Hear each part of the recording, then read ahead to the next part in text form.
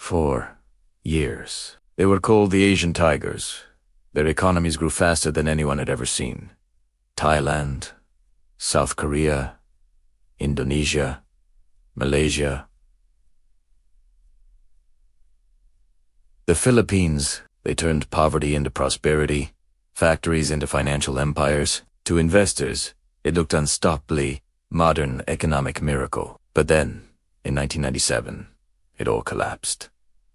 Currencies crashed. Stock markets evaporated. Fortunes disappeared overnight, and in less than a year, the Tigers went from symbols of success to symbols of how fast growth can turn into freefall. This is the story of the Asian Tiger crash, how optimism became obsession, and how one spark in Thailand ignited a financial wildfire that spread across the world. In the 1960s and 70s, much of East and Southeast Asia was still emerging from war, colonialism, and poverty. But through a mix of export-driven growth, cheap labor, and foreign investment, several nations began to roar. Japan had already done it, rising from post-war devastation to global dominance. Now, countries like South Korea, Thailand, and Malaysia were following that model. They embraced globalization, opened their markets, and focused on manufacturing exports, from semiconductors to textiles.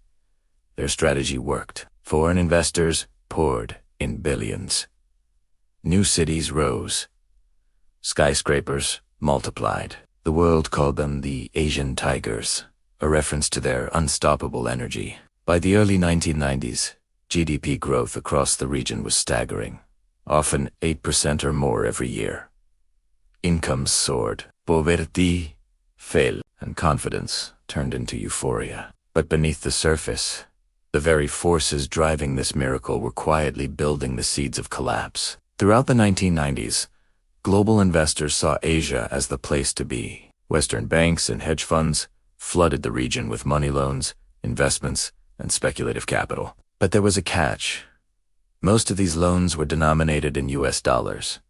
It worked as long as local currencies stayed strong and growth continued. But if anything went wrong, those debts could become unpayable. At the center of it all stood Thailand, the fastest growing economy in the world. Bangkok was booming. Luxury condos filled the skyline.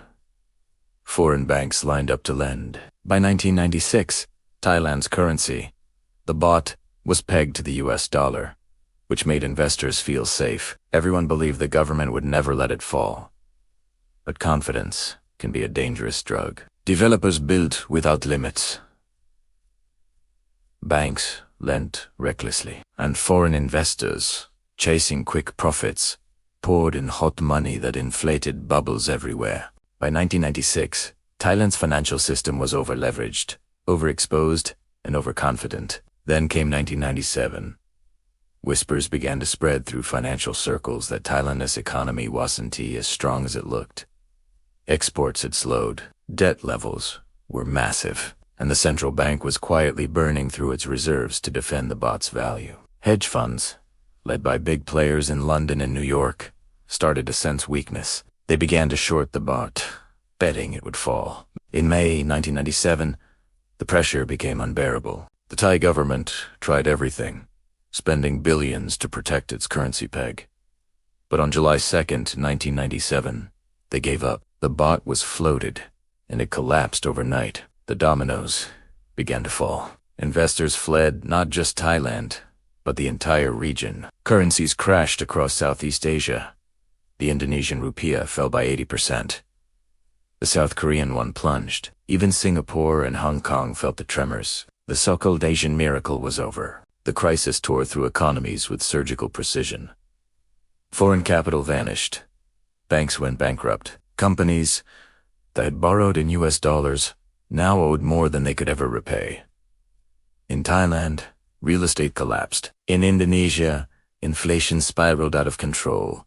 Food prices tripled, unemployment soared, and riots erupted. Entire generations saw their savings evaporate. In South Korea, the government was forced to seek an emergency bailout from the International Monetary Fund, or IMF, $58 billion, the largest in history at that time. The IMF's prescription was brutal.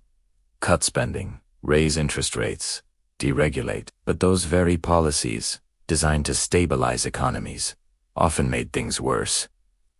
Businesses closed, millions were laid off, and resentment toward Western institutions exploded. In Indonesia, protests turned violent. President Suharto, who had ruled for over 3 decades, was overthrown. A financial crisis had become a political revolution. The IMF saw the crisis as a matter of discipline. Asian countries, it said, had grown too fast and borrowed too much. The solution was to restore market confidence through austerity, but too many on the ground, it looked like punishment. Ordinary citizens suffered the most, while foreign investors often got bailed out. Critics accused the IMF of turning an economic crisis into a social catastrophe. And while reforms eventually helped stabilize currencies and banking systems, they came at a high cost: mass unemployment, deep poverty, and a generation's distrust of Western financial institutions. By the late 1990s, after 2 brutal years,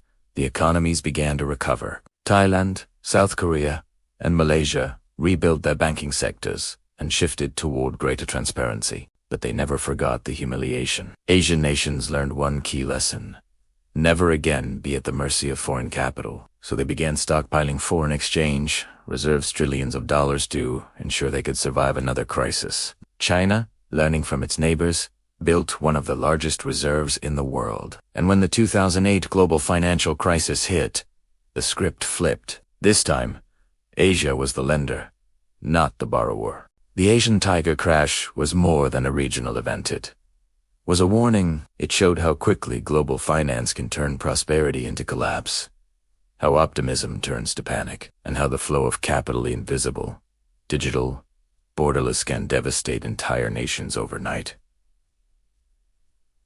The same forces are still at play today. In 2008, it was subprime mortgages. In 2015, China's stock market meltdown. In 2022, crypto and tech valuations plunged in eerily familiar fashion. The instruments may change, but the behavior doesn't. Speculation, greed, leverage, and the illusion of endless growth always lead to the same end. The Asian tigers rose on confidence and fell because of it. Behind every statistic was a human story. In Bangkok, taxi drivers who once ferried businessmen now sold their cars to survive. In Seoul, families donated gold jewelry to help the government repay its IMF debts. In Jakarta, children went hungry as inflation destroyed the value of their parents' wages. It was more than a financial collapse. It was a psychological reckoning. For millions, the crisis shattered their faith in globalization, banks, and government promises. The Asian tiger crash teaches us 3 timeless lessons. Lesson 1. Rapid growth built on foreign debt and speculation is never sustainable. The faster an economy grows, the more fragile it becomes. Lesson 2. Confidence is both the engine and the trigger of financial systems. Once trust collapses, no amount of policy can stop the panic. Lesson 3. True resilience isn't in how fast you grow, but in how well you can withstand failure. The nations that learned from 1997 built stronger, smarter, more cautious economies. And yet, every generation forgets. Every era creates its own bubble. Every market believes it's different. Until, one day, the same cycle begins again. The Asian tiger crash wasn't just an economic tragedy. It was a mirror, a reflection of how success blinds us to risk, and how greed turns wisdom into arrogance. So the next time you see headlines about unstoppable growth, remember Bangkok in 1997. Remember how fast confidence can collapse. And remember, every boom carries the seeds of its own destruction. If you found this story revealing, hit like, share it with someone who believes this time is different, and subscribe to Shadows of History, where we uncover the forgotten collapses that still shape our world today.